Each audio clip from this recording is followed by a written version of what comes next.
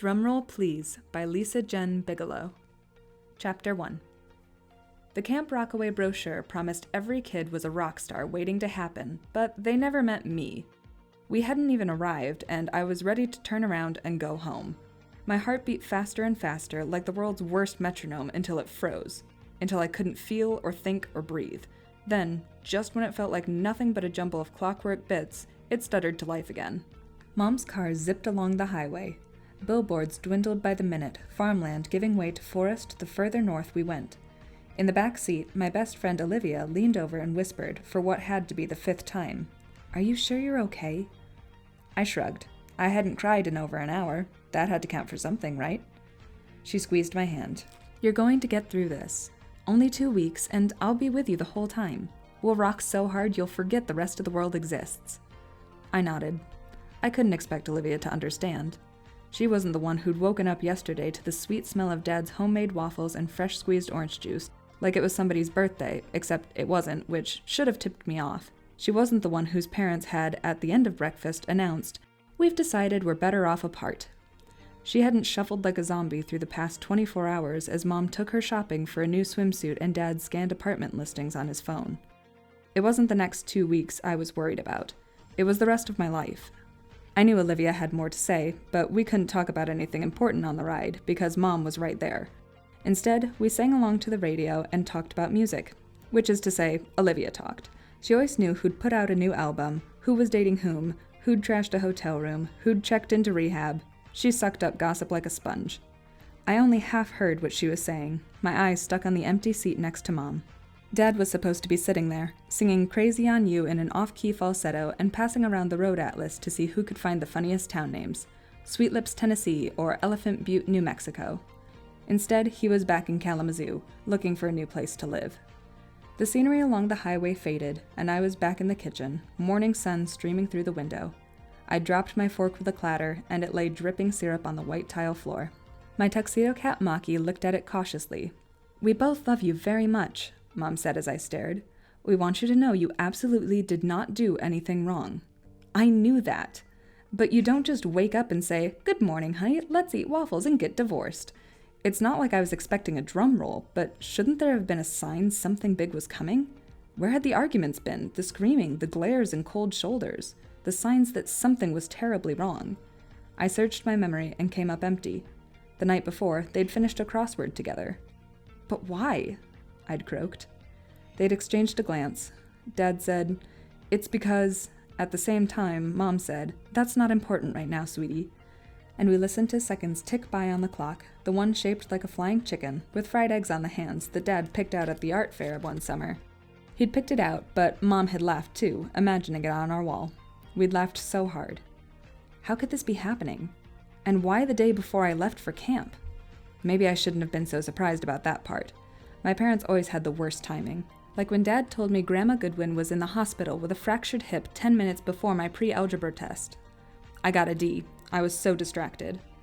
Or when I was 6 and Mom slipped the truth about Santa on Christmas Eve. I cried myself to sleep and refused to open my presents in the morning. They sat wrapped under the tree until December 26th. I couldn't believe they expected me to pack my suitcase as if everything was normal. But Mom said, "Trust me, Melly Mouse, by the time you're back home, the news will have sunk in, and we'll all be ready to talk calmly and rationally about what this means for the future." Calm and rational. Like this conversation? She was like a newscaster reporting a devastating earthquake. The entire studio could be crashing down around our heads, and she'd read the headlines in a pleasant voice, ignoring the dust and debris raining on her suit. At least Dad looked sorry, every part of him drooping from his round shoulders to his black mustache.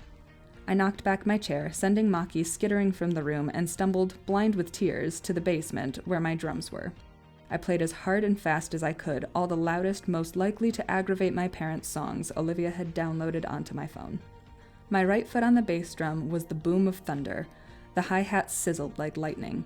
My sticks rolled across the toms like rain on the roof, clattering across the cymbals like hail on the window. For a wonderful time, the rest of the world was washed away. There was only music, with me in the eye of the storm. But in the end, when my phone died and my arms grew sore and I really had to pee, I'd had to climb those stairs again.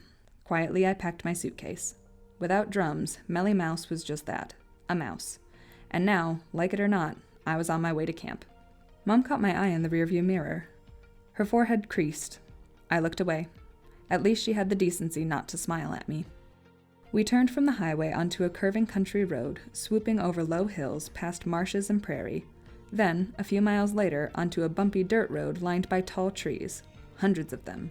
Thousands. Placed so thick I couldn't see what lay past them. I didn't expect there to be so many trees. The words tumbled out of me. Olivia said, "Of course there are trees. It's camp. What were you expecting?" "I'm not sure." Not this. This crush of green all around us. "Camp equals woods. Woods equals trees," Olivia said. "I know," I said, "but I've never seen trees like this." "Yeah," Olivia said softer. "Me neither." Neither of us had really spent time in the great outdoors, capital G, capital O. In Kalamazoo, trees stood in well-behaved lines along the parkways and held tire swings in people's backyards. Aside from field trips to the nature center to walk around the bog and see rehabilitated owls and turtles, the wildest place I'd ever been was the Grand Canyon, and that was about as far opposite the woods of northern Michigan as you could get. We turned once more, and the road opened up into a bright parking lot. Gravel grumbled under the tires. Dust puffed up in clouds. Mom always ran early, but it seemed everyone else was just as eager. As we parked, car after car pulled in around us. I dipped my forehead against the window, staring without meaning to. I'd be here for 2 whole weeks with these people, and I didn't even know a thing about them. Every car was like a package on the front step, what was inside a mystery. Olivia had already thrown open her door. I slowly followed her into the hot, muggy July air. Mom popped the trunk and started heaving luggage onto the packed dirt. A suitcase, sleeping bag, pillow, and mosquito netting for each of us, plus Olivia's bass guitar. Camp Rockaway provided drums, amps, and plenty of other instruments and gear, but there was no way Olivia would settle for anyone's bass but her own. It was fretless and stained the color of cherry cough drops. When Olivia's fingers danced along the neck, her dark hair swishing in time to the music, she looked like a real rock star. And that was before Camp Rockaway. My only gear was my leather stick bag, which I slung over my shoulder. "Ouch!" Olivia cried, hopping around and slapping at her ankle. "Something bit me." "Hold on," Mom said. She fumbled in her handbag and pulled out a bottle of bug spray. There was another bottle somewhere in my suitcase. Olivia squirted herself. The air was thick with the sound of bugs I didn't recognize. I knew the whine of mosquitoes, the buzz of houseflies. This was a whole orchestra. It hummed in my ears, pulsed in my brain. My skin vibrated like the skin of a drum. My fingers flexed as if grasping imaginary sticks. For the first time in over a day, I forgot what was going on at home. Mom waved the bug spray at me. "You'd better put some on too, Melly." At her voice, I remembered everything and frowned. As I rubbed repellent on my arms and legs, I watched a white taxicab roll into the lot and lurch to a stop. It looked out of place amid the minivans and SUVs. A girl with tawny brown skin and dark brown hair braided into rows jumped out of the passenger seat. The driver opened the trunk. He pulled out a large duffel bag, bedding, mosquito netting, and an acoustic guitar. It was in a cheap case, the black cardboard kind, covered with stickers. Who came to camp in a taxi? Where were her parents? The girl handed the driver money and shook his hand, as if it were an everyday thing for her. As she turned from him, she saw me watching. She smiled at me, a big, braces-flashing smile. I blushed and looked away. I needed a shirt for times like this. It would say, "Don't mind me, I'm just socially awkward." I handed the bug spray back to my mother. "No, you keep it," Mom said. "If it's this buggy all the time, I want you to have extra." The girl from the taxi walked past us. I sneaked a look at the stickers on her guitar case. Peace, love, music. More cowbell. WPX, the pulse of the UP. This machine kills fascists. I didn't get that one at all. I remembered from our World War II unit that Mussolini was a fascist, but I couldn't remember how he died. Still, I was pretty sure it had nothing to do with guitars. It didn't seem possible she could carry all her luggage at once, but there was her duffel bag across her back. There were her sleeping bag and knitting in one hand, her guitar case in the other. If she felt weighed down by all that stuff, you couldn't tell. She looked as carefree as if she were carrying a bundle of balloons, as if she had only to wish it, and she'd skim across the parking lot, her toes barely stirring up swirls of dust. I couldn't help staring as she floated away.